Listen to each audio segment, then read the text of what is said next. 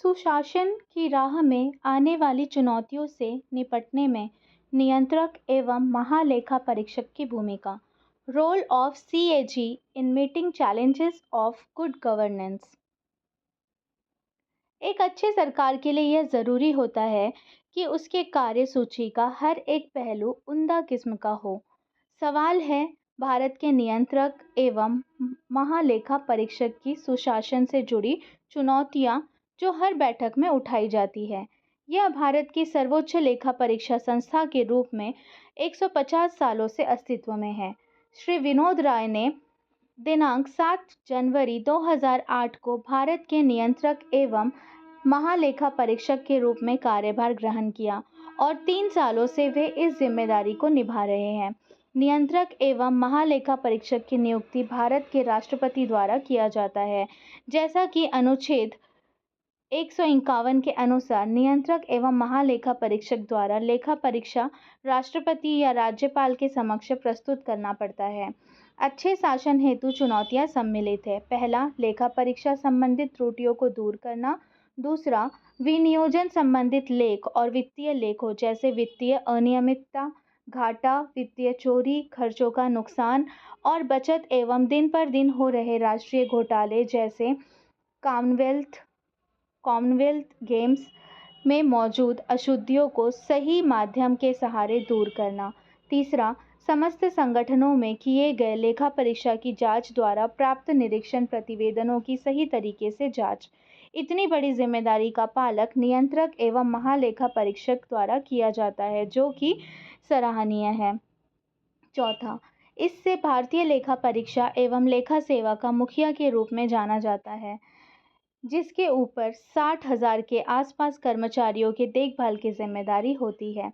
पांचवा, संघ और राज्य का लेखा विवरण भी कैग को रखना पड़ता है। छठवां, सरकारी कर्मचारियों द्वारा जो आवेदन जमा किए जाते हैं उसे जांच करने का कार्यभार कैग को सौंपा जाता है। साथ ही नियम कानून के साथ उस आवेदन का निर्वहन हुआ है कि नहीं, ये भी देखना पड़ता है। इसके अलावे विधानसभा की ओर से यह देखने की जिम्मेदारी भी सौंपी जाती है कि सरकारी नियमानुसार उस आवेदन का कार्य हो रहा है या नहीं। आठवां, राजस्व की लेखा परीक्षा में भी इसकी महत्वपूर्ण भूमिका है। आयकर, केंद्रीय उत्पादन एवं सीमा शुल्क, बिक्री कर आदि के रूप में कर निर्धारण की लेखा परीक्षा कैग द्वारा ही संभव हो पाता है। बाह्य कर के कामकाज में अधिनियम या नियम के खामियों की ओर इशारा कर बेहतर कर प्रशासन की बुनियाद डाली जा सकती है। 9वां, चार्टर्ड अकाउंटेंट सरकारी कंपनियों के वार्षिक लेखा को प्रमाणित करने के लिए आवश्यक है। वाणिज्यिक उद्यमों की लेखा परीक्षा भी कैग के दायरे में आते हैं। 10वां, कंपनी अधिनियम 1956 की धारा 619 के अंतर्गत सरकार कंपनी सीएजी द्वारा नियुक्त सहित कंपनियों के खातों की लेखा परीक्षा भी आयोजित करता है, जिसके जरिए सार्वजनिक क्षेत्र के उपक्रमों की उत्तम कार्यप्रणाली तैयार हो सके। 11वां, शिक्षा और विकास के क्षेत्र में जुड़े अनेक स्वायत्त निकायों की लेखा परीक्षा कैग द्वारा की जाती है ताकि उस विशेष निकाय के त्रुटियों को दूर किया जा सके। 12वां, यह सांविधिक निगमों की लेखा परीक्षा कैग द्वारा आयोजित की जाती है, जिसमें भारतीय विमानपत्तन प्राधिकरण, दामोदर घाटी निगम, राष्ट्रीय राजमार्ग प्राधिकरण, अंतर्देशीय जलमार्ग प्राधिकरण, भारतीय खाद्य निगम और केंद्रीय भंडारण निगम इत्यादि शामिल हैं। कैग की इन निगमों में अतुलनीय योगदान है। 13वां, सामाजिक आर्थिक कार्यक्रमों जैसे सर्व शिक्षा अभियान, राष्ट्रीय ग्रामीण रोजगार गारंटी योजना, राष्ट्रीय ग्रामीण स्वास्थ्य मिशन, माध्याह्न भोजन योजना, त्वरित ग्रामीण जल आपूर्ति कार्यक्रम एवं प्रधानमंत्री ग्राम सड़क योजना में लेखा परीक्षाओं की अहम भूमिका रही है। लेकिन चुनौती आगामी दिनों में भी इसी मानदंडों के आधार पर बनाते हुए उसे पूरा करने में है। 14, यह सार्वजनिक क्षेत्रों जैसे उपभोक्ता संरक्षण अधिनियम, अपशिष्ट प्रबंधन, राज्यों में पुलिस आधुनिकीकरण योजना, सीएजी सरकारी विभागों, कार्यालयों और एजेंसियों की लेखा परीक्षा करके काफ़ी प्रगति पर है। 15वां, संघ और राज्य दोनों लेखा परीक्षा कैग के नियंत्रण में रहते हैं, जहां सिविल, वाणिज्यिक और प्राप्तियां संबंधित दस्तावेज जांच किए जाते हैं। उपर्युक्त तमाम कथनों का पालन नियंत्रक और महालेखा परीक्षक द्वारा किया जाता है, और जो अपने आप को एक अनूठा योगदान है। यह महज चुनौती नहीं है, बल्कि सुशासन प्रणाली का रक्षा कवच है।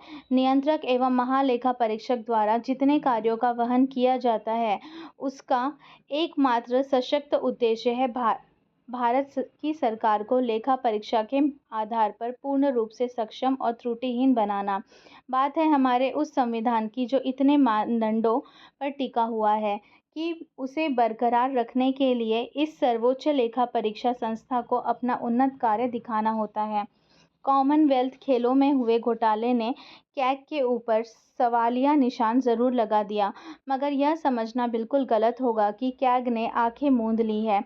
वह पूरे प्रयास में है कि आखिरी गलती कहाँ है। अपने सीमाओं, कार्यकारिणी के संयम, उसके बजटीय स्वायत्तता, कर्मचारियों पर नियंत्रण, संघ के वित्त मंत्रालय और लेखांकन कर्तव्यों से निपटने के लिए राज्य सरकार के वित्त विभाग के लिए अप्रत्यक्ष रूप से जवाबदेही, संसद से शासकीय संचालन में अपने बचाव में सीधी पहुंच की कमी के बावजूद भी कैग की भूमिका में वो कमी नहीं दिखी, जिससे यह लगे कि महालेखा परीक्षा अपने जिम्मेदारियों को सही ढंग से नहीं निभा रहे हैं।